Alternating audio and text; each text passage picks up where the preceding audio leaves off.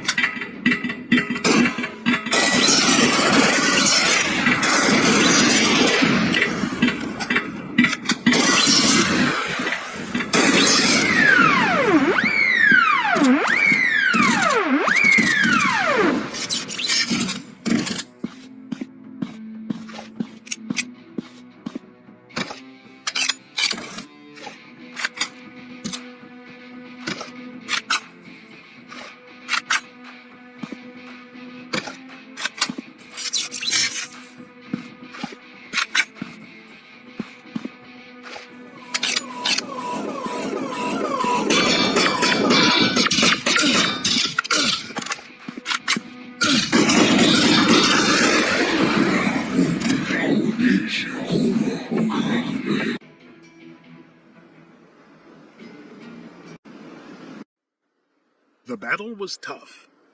The generator was completely destroyed. He looked back, felt his heart quicken. Flashbacks forced themselves to the front of his mind. He remembered his parents had been torn apart by the cold machinery. Suddenly, he was a child again. He couldn't take his eyes off the scene. He was frozen. A sound brought him back to reality. The sound of metal footsteps that were rapidly approaching.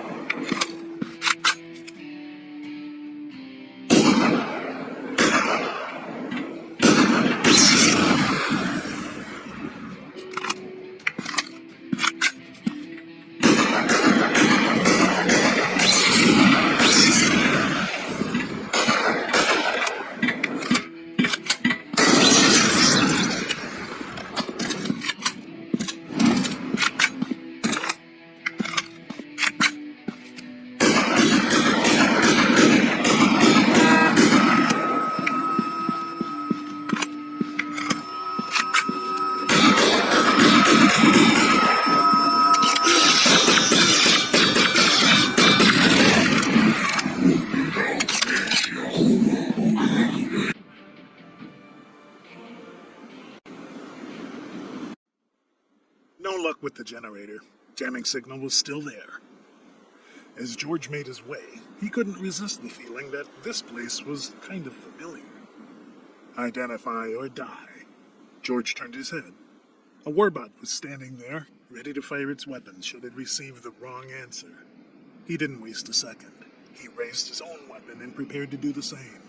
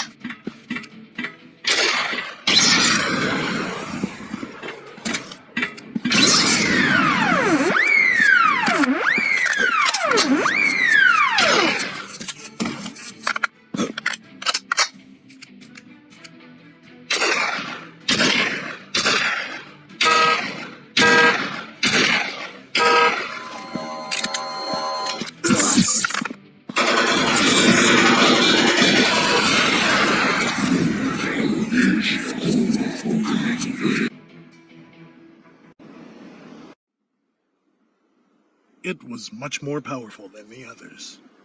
He removed the plate from his head and pulled the cord from the bag. He plugged the cord into an implant in his arm and switched on the helmet cam. George was able to see and hear the last recording.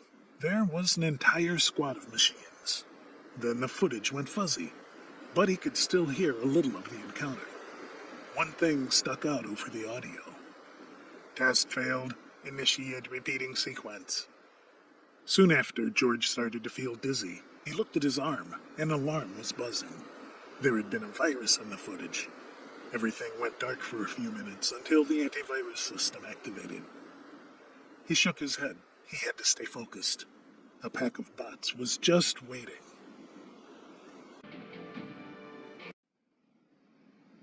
It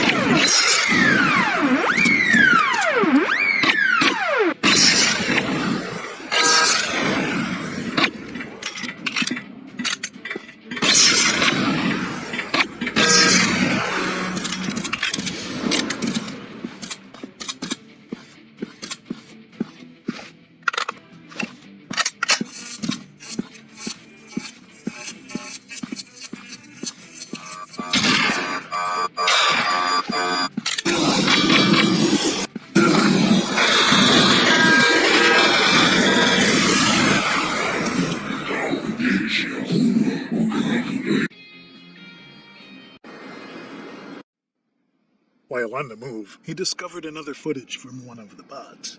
It contained several videos about research done in the facility. However, one seemed interesting in particular. The entry mentioned that they had finally delivered a perfect patient zero for the cyberhuman program. The patient's whole family had been marked murdered, and he was in a clinical death state. George sighed.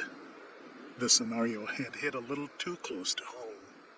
It almost came as a relief when he heard the sound of warbots fast approaching.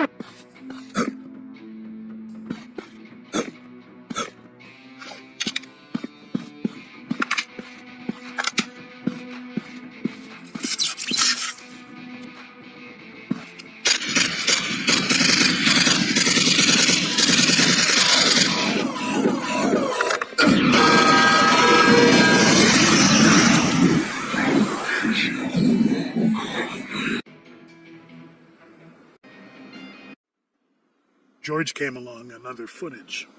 However, this one was very short. Find me. That's all. The warbots had not been idle. They were waiting.